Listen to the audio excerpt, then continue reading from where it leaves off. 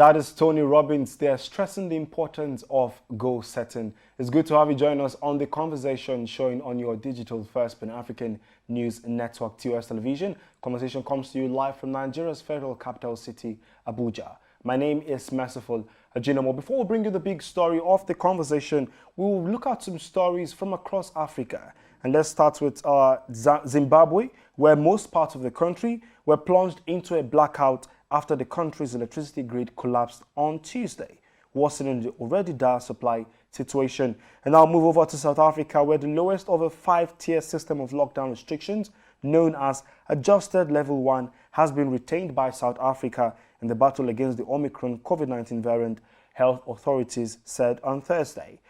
Separatist fighters in Cameroon's Anglophone regions have been accused by an international human rights group on Thursday of systematically targeting schools, students and teachers during a civil war that has killed thousands of people. It's that time where I say you have to be very safe. Just make sure that you follow all the protocols so you do not contact COVID-19. And how do you do that? Follow the protocols that your country has laid out for you. And I will bring you the COVID-19 update from across Africa. After that, we'll bring you the big story.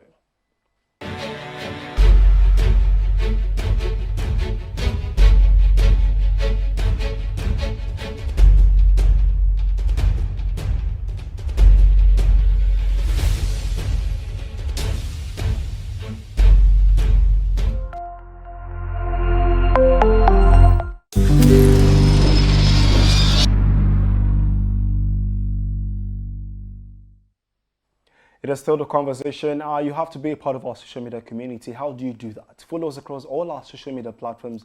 That is at TOS TV Network on Instagram, Facebook, and Twitter. Our website is right there, so you stay updated on happenings in Nigeria and, of course, across Africa. And that is www.tostvnetwork.com. It's the big story segment of the show and the crux of the conversation. And this time, we talk about electoral bill, timeline for Buhari's Assent Elapses Sunday expectations.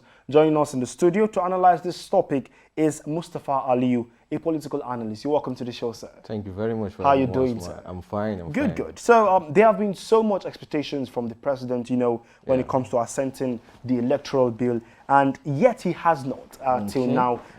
So the timeline elapses Sunday, and we do know that it means the lawmakers will have the veto power to act on the bill. What do you think are the major issues that have delayed the assent till now?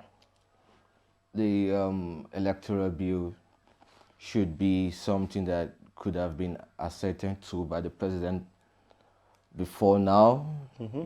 We thought that it was going to be a quick passage, a quick sign by the president.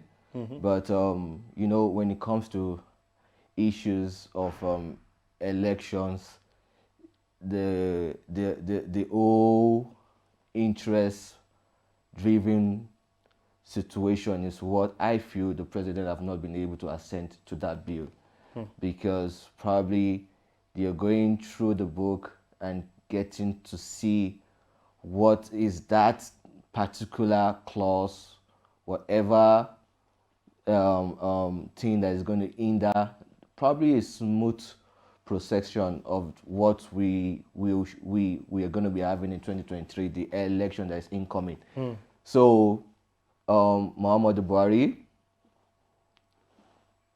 I've been talked to, I've been listening, and he have been observing what it's right for him to be able to sign that bill so that it can fly. But I wish he could have done that before now, and I want him to write his name on gold so that when Nigerian is talked about in of election, people will always want to give that as a kudos that he did during his time. And I feel that is just the best thing he should do, the best thing he can do, and the best thing for his personality and his integrity that's all about. Okay, now when you said I'm listening, do you some people are of the opinion that the people he has surrounding him, likes of APC governors and some politicians, there is an interest, like you rightly mentioned. So what do you think that interest is? I'm sure you've heard of the bill before and some clauses that are in the bill. When we talk about direct or indirect primaries, do you think this is what is good for the present ruling party, the APC, when it talks about, assenting to the bill or not? There are various objections from the governors. Some governors are cool with the direct primaries, knowing that it needs you to be credible, a person to be able to win an election, not looking for loopholes or means for you to come through the back door to win an election. And most political actors are all about the back door winning. And that have to stop. And I'm just surprised because Muhammadu Buhari is not coming back as a contender to this same election. He said it in the BC Conde book launching that one thing he wants to leave behind is for him to have a credible and fair election. And this is where it starts from. You really don't need to listen to people or any political actors. We've seen him far beyond that level of a person, first of all, that can descend itself to just mere talks. Muhammadu Buhari is someone that people see high-headed, like someone who has his own will and has his own command as regards a free, fair election. He has been saying it, he has been preaching about it. So this is where it starts, and he should be able to execute that for the purpose and the benefit of a better Nigeria, where he can be reckoned as an hero in this dispensation.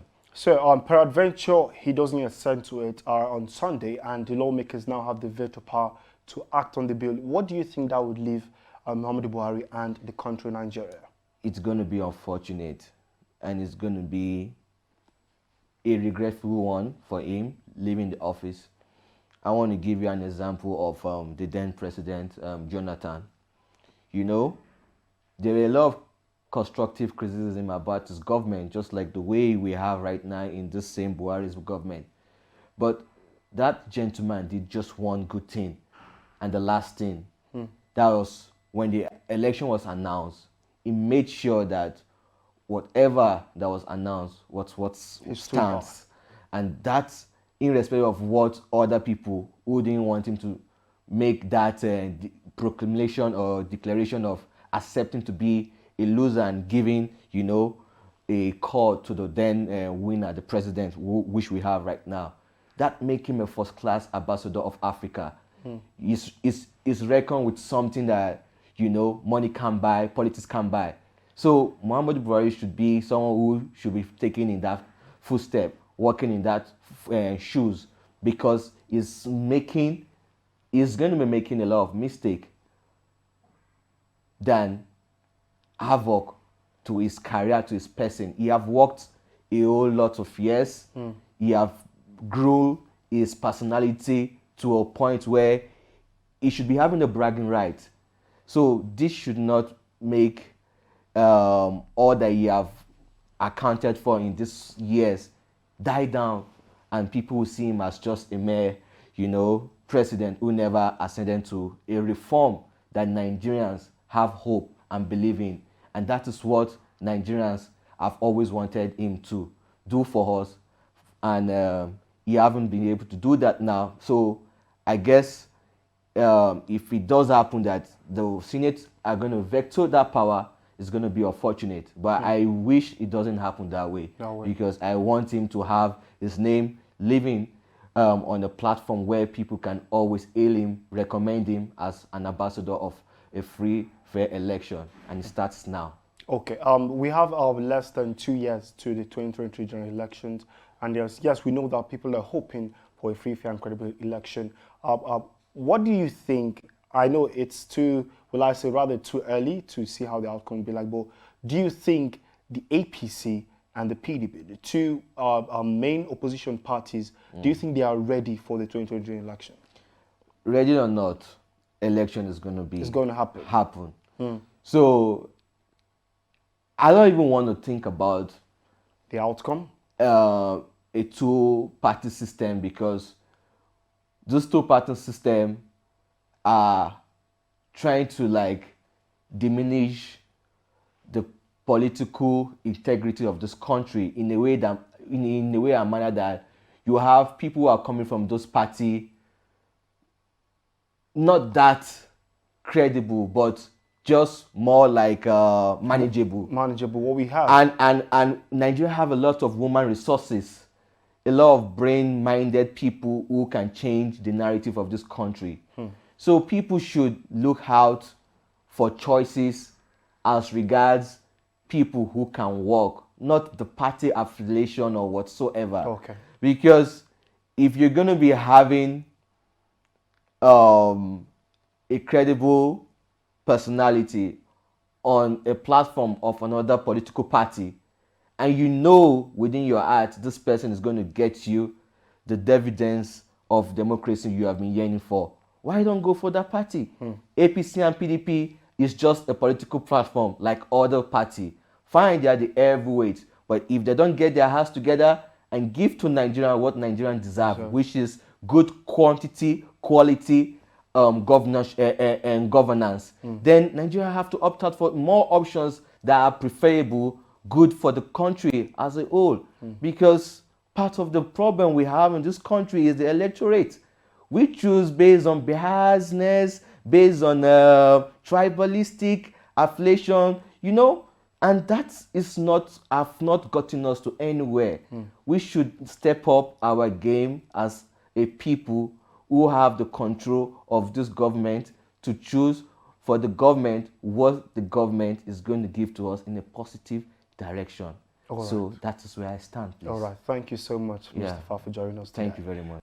And thank you to our viewers for staying tuned to the conversation, and that is at TOS TV Network. Don't forget, you can be a part of our social media community. Follow us across all our social media platforms that is displayed on your screen. That is at TOS TV Network on Facebook, Twitter, and Instagram. My name is Merciful Ajinimo. Thank you again. See you tomorrow.